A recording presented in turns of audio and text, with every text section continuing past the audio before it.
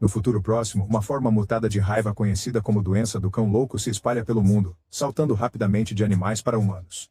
Leva apenas 90 segundos para uma pessoa mordida ficar raivosa, então logo mais de 7 bilhões de humanos estão mortos ou infectados. Os que se tornam zumbis têm uma resistência muito alta à dor e sofrem de hiperviolência. Ou seja, estão ansiosos para matar. O mundo se torna um deserto pós-apocalíptico, e hordas violentas de zumbis se tornam a norma. Numa base nuclear subterrânea, os militares reuniram todos os sobreviventes saudáveis que conseguiram encontrar. Os soldados também se uniram a cientistas do Centers for Disease Control and Prevention, para realizar alguns experimentos e encontrar uma cura. No entanto, para isso, eles primeiro precisam encontrar o paciente zero, já que seu sangue tem a resposta. Eles mantêm um monte de zumbis presos em gaiolas e os interrogam regularmente para descobrir onde tudo começou. Morgan é um civil que foi mordido e infectado, porém ele não se transformou. Parece que seu sangue é resistente ao vírus, mas ainda não conseguiram fazer uma vacina com ele. Graças àquela mordida, Morgan consegue entender e se comunicar com zumbis, então ele se juntou à equipe da Dra. Gina para ajudar na pesquisa. Os soldados trazem um zumbi enfurecido para o interrogatório, prendendo-o a uma cadeira dentro de uma cela de vidro. O processo começa tocando uma música, que é dolorosa para os zumbis. O cara infectado se contorce de dor na cadeira enquanto tenta romper as amarras sem sucesso. Uma vez que o zumbi sofreu o suficiente, Morgan desliga a música e começa a falar a língua gutural para se comunicar com o rapaz enquanto manda notas para Gina através de um tablet. Depois de apelidar o cara de Joe, Morgan descobre que ele é de Minnesota e é um dos primeiros a serem infectados. Tentando se conectar com Joe para fazê-lo falar mais, Morgan admite que às vezes sente impulsos intensos também, e começa a falar sobre o que restou do mundo, dizendo que odeia aqui tanto quanto os zumbis. Naquele momento, o coronel Knox usa um microfone para interromper o interrogatório, o que faz Joe entrar em outro acesso de fúria. Frustrado, Morgan deixa a cela de vidro para dar tempo ao Joe se acalmar, porém Knox vê essa espera como perda de tempo e incentiva Morgan a continuar o interrogatório. Na cela, Joe está ficando mais louco a cada segundo, o que irrita Knox tanto que ele acaba atirando nele por frustração. Gina e Morgan ficam furiosas imediatamente porque Joe poderia ter dado mais pistas, e Gina ameaça tirar Knox do comando se ele abusar de sua autoridade no laboratório dela de novo. Morgan soca a cela, provando que realmente tem alguns impulsos violentos que precisa conter todos os dias. Depois, Morgan se esconde no banheiro e tenta se acalmar. Logo Gina encontra ele e oferece seu consolo, então Morgan aproveita a oportunidade para desabafar sobre a situação e a pressão que está sofrendo. Gina também oferece a ele um remédio, mas Morgan recusa e admite que tem tido pesadelos com sua esposa, que também foi mordida. Eles ambos admitem que sentem falta da vida simples e acabam se entregando no banheiro. Minutos depois, Knox vê ele saindo do banheiro e zomba da Gina por sua ligação com Morgan. Então Gina o acusa de ter ciúmes, e diz que Knox nunca teria uma chance com ela. Enquanto isso, Morgan vai até as celas subterrâneas e para em uma cela muito específica ao fundo. Acontece que a zumbi lá é sua esposa Janet, que foi mordida no mesmo dia que ele. Morgan aplica nele uma injeção com um soro baseado em seu sangue, que não a cura, mas pelo menos desacelera a infecção e a mantém lúcida. A princípio Janet afasta com força, mas depois que Morgan a implora para cooperar, ela diz que ainda se lembra da música e aceita a injeção. No dia seguinte, os soldados trazem para a cela um zumbi apelidado de Pete. Quando estão prestes a amarrá-lo na cadeira, ele luta contra as amarras até se libertar e imediatamente ataca os soldados. Enquanto os homens lutam para mantê-lo sob controle, Dr. Scooter corre para a cela para ajudar, mas acaba sendo mordido no braço no processo. A equipe leva Scooter imediatamente para a sala médica, e Scooter insiste para que não o deixem se transformar. Eles injetam o soro nele e Gina corta o braço do Scooter bem antes de 90 segundos acabarem. A princípio parece que ele está bem e todos comemoram, mas de repente Scooter entra em choque, e o grupo tem que se apressar para amarrá-lo antes que ele se transforme. Eles não são rápidos o suficiente e Scooter se levanta rosnando, então Knox atira nele e diz que era o que Scooter queria quando os outros ficam irritados. Morgan e Gina não têm escolha a não ser aceitar que ele está certo. Mais tarde, enquanto os soldados lavam a cela, Knox fica bêbado no banheiro. Gina tem um colapso em particular, mas Morgan a encontra e a conforta. Depois visitam o memorial do filho do Scooter, deixando um pequeno cupcake para seu aniversário. No dia seguinte, tentam interrogar Pete novamente. Morgan está irritado com a perda do Scooter e continua usando a música para torturar o Pete por mais tempo que o normal, ligando e desligando algumas vezes só para irritá-lo. Quando as perguntas finalmente começam, Peter conta que é de Minnesota e que foi infectado em outubro, mas se recusa a dizer mais. Ficando mais irritado, Morgan aponta sua arma para Pete, que ainda não responde à pergunta e apenas diz para fazer isso. Frustrada, Morgan sai da cela. Mais tarde, Gina e Morgan se encontram com o General Pierce e explicam que tanto Joe quanto Pete foram infectados no Minnesota por um grupo muito inicial. Gina quer expandir a busca para o Minnesota, pois as chances de o paciente zero estar lá parecem altas. Knox reclama na hora da ideia, dizendo que só faria eles perderem mais soldados. No entanto, Dina continua, apontando que os zumbis evoluíram para uma raça mais inteligente e perigosa, mostrando seus ataques estratégicos.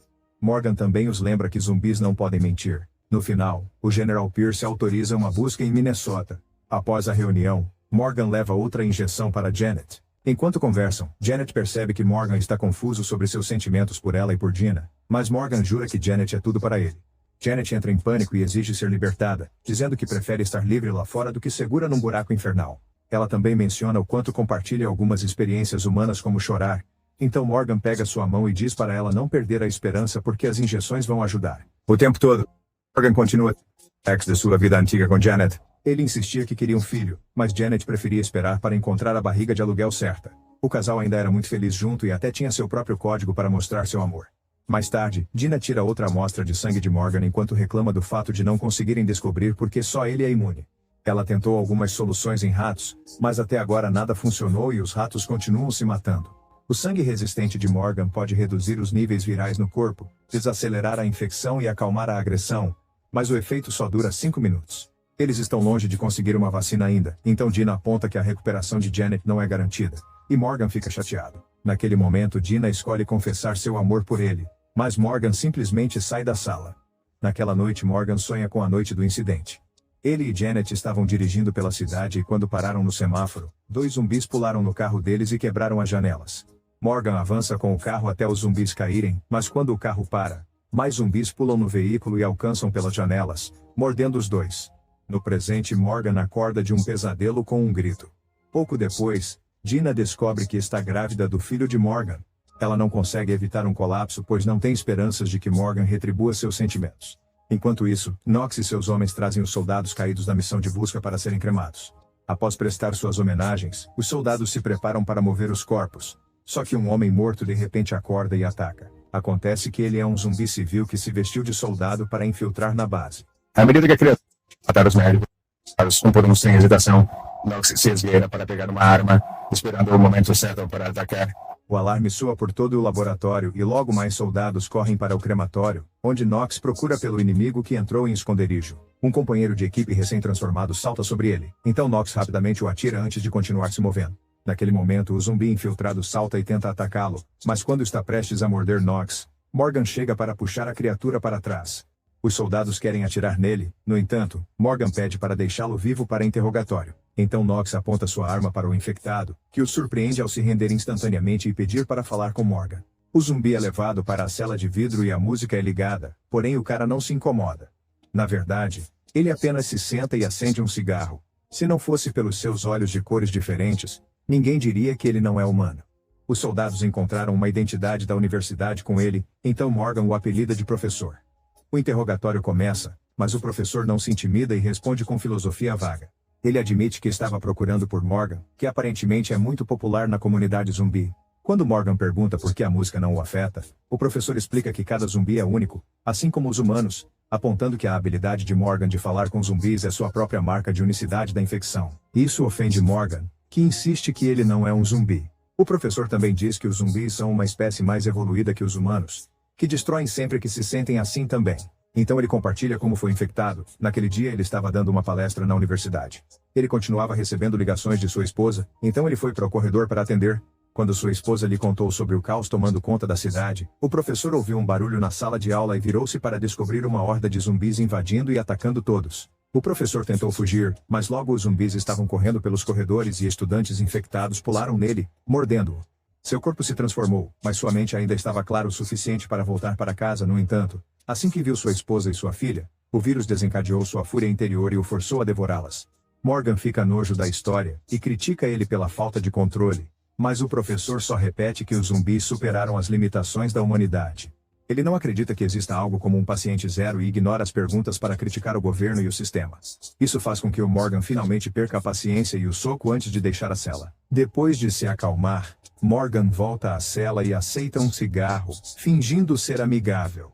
O professor provoca-o perguntando sobre Janet e diz que ela não precisa de cura porque os zumbis são na verdade a solução para a infecção humana. Conforme o devaneio filosófico continua, Morgan percebe que o professor está fazendo ele perder tempo de propósito. Ficando suspeito, ele usa um dispositivo para escanear o zumbi e quando não encontra nada, corre para as celas. Ele encontra Pete e compartilha sua teoria. Pete foi capturado de propósito como parte de um plano. Quando Pete percebe que Morgan vai machucá-lo para fazê-lo falar, ele tenta se auto-excluir e desmaia. Morgan usa o scanner novamente e capta um sinal, então ele abre uma cicatriz no corpo de Pete e encontra um rastreador escondido. Sua teoria se provou verdadeira. Pete se deixou capturar de propósito para que os outros zumbis encontrassem a localização da base, confirmando que estão se tornando mais inteligentes e planejando atacar. Morgan corre para informar Pierce do perigo iminente, então Pierce ordena um bloqueio total da base. Infelizmente os zumbis conseguem entrar antes deles terminarem de proteger as entradas, e logo um banho de sangue acontece enquanto os refugiados são atacados sem piedade. Uma criatura se aproxima furtivamente da área das celas e liberta todos os prisioneiros, aumentando ainda mais o exército. Os soldados tentam atirar, mas são poucos e os zumbis continuam avançando enquanto matam todos à vista. Logo a horda avança pelos túneis, e os laboratórios também são invadidos, fazendo com que todos comecem a correr em pânico à medida que mais pessoas são mortas. Knox leva Dina por uma rota de fuga segura e Pierce tenta segui-los enquanto os zumbis os perseguem. No entanto, Knox atira em Pierce para que os zumbis parem para se alimentar dele, dando tempo para ele escapar com Dina no elevador. Uma Dina horrorizada insulta as ações de Knox, mas Knox diz que foi um sacrifício necessário para sobreviver. Furiosa, Dina pega sua arma e para o elevador. Ela quer voltar ao laboratório para pegar suas amostras, pois sua pesquisa é a única esperança, mas Knox se recusa e tenta impedi-la. Na luta, a arma dispara acidentalmente e mata Knox. Enquanto o banho de sangue continua em cada canto da base, um cientista tenta se esconder no laboratório de ratos. No entanto, um zumbi a encontra e rapidamente a ataca, derrubando as gaiolas no processo. Agora os ratos infectados estão soltos também. Enquanto isso, Morgan corre às celas para libertar Janet e fugirem juntos. Morgan pega um machado de incêndio pelo caminho e eventualmente eles esbarram em Dina, que não acha que seja uma boa ideia libertar Janet considerando que as injeções eram temporárias. No entanto, Morgan se recusa a partir sem ela. Naquele momento um zumbi aparece atrás deles, mas Dina imediatamente o abate e então anuncia que vai recuperar suas amostras. Morgan e Janet a seguem até a geladeira do laboratório e, enquanto Dina pega o que precisa, outro zumbi ataca, mas é imediatamente morto pelo machado de Morgan. Ao mesmo tempo, o professor solta um rugido muito alto e logo alguns zumbis vêm resgatá-lo. De volta ao trio, eles entram nos dutos, evitando cuidadosamente alguns fios perigosos no processo. Ao rastejarem para longe, Dina vê a área dos refugiados através das grades e fica horrorizada ao descobrir um massacre completo. Seu peso faz com que a grade caia, e agora os zumbis sabem onde eles estão. O trio tenta continuar se movendo e encontra o caminho bloqueado por um rato zumbi que salta em direção a eles para atacar, mas Janet rapidamente o agarra e o mata com as próprias mãos. Então eles descobrem que os zumbis também começaram a se arrastar pelos dutos. O grupo se apressa e Morgan tem que chutar um zumbi até que o duto quebre, fazendo a criatura cair no chão. Morgan quase cai também, mas Dina o salva bem a tempo. Eventualmente eles finalmente chegam ao estacionamento, onde o professor os espera. Ele explica que veio à base para matar Morgan porque seu sangue poderia impedir os zumbis de terem um futuro, chamando-o de a versão zumbi de um paciente zero. Morgan e o professor começam a lutar e as mulheres tentam ajudar, mas o professor os domina facilmente. Usando cada objeto no quarto, os homens continuam a lutar e o professor derruba Morgan. Mas Morgan se recupera rapidamente e empurra o professor para trás, fazendo-o se empalar em um cano. Morgan também se fere no processo, e antes de morrer, o professor ruge novamente para convocar uma horda enorme. O trio começa a correr, mas quando chegam à porta, Janet anuncia que vai ficar para trás para atrasar a horda. Morgan recusa, então Janet revela que pode sentir que Dina está grávida para distraí-lo e trava a porta. Após um momento para chorar por sua esposa, Morgan foge com Dina por um túnel de emergência que os leva à floresta. Simon I don't see. And so I can see há muitos zumbis por perto, mas Morgan tem certeza de que eles vão conseguir. Sua moto está escondida por perto, então o casal pula nela e acelera pela floresta enquanto os zumbis começam a persegui-los à distância.